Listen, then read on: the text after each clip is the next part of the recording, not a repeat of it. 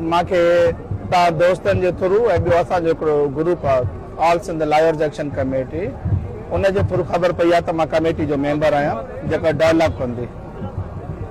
सो दोस्तनि जी महिरबानी, उन्हनि मूंखे इन क़ाबिल सम्झो, पर मां डायलॉग जे ख़िलाफ़ आहियां। ही को नेगोशिएशन करणी आहे छा, ही को बार्गेनिंग करणी आहे छा? डायलॉग जे करे, इन जे करे त असांजो हिकिड़ो मुतालबो आहे त सिंधु ते केनाल असांखे मंज़ूर न आहिनि, उनजो नोटिफिकेशन कढणो आहे। डायलॉग छा जो आहे? तंहिंजे करे दोस्त जेके आहिनि उन कमेटी में उहे हुजनि। बाक़ी मां ही पहिरियों दफ़ो तव्हांजे थ्रू यंग लॉयर्स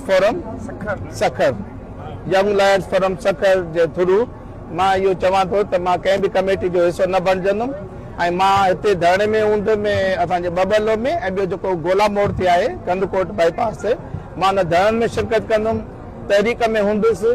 बाक़ी डायलॉग में मां न राणा सनावला सां विहण लाइ तयारु आहियां, न मां निसार खोड़े सां विहण लाइ तयारु आहियां। दोस्तनि मूंखे इन क़ाबिल सम्झो कमेटी में रखियो आहे। बाक़ी कमेटी छा जी आहे, अॼु नोटिफिकेशन वापसि वठंदा घर हलिया वेंदासीं। कोई मुंहिंजो त कंहिंसां डायलॉग कोन्हे। बाक़ी दोस्तनि उन्हनि जे लाइ इज़त आहे।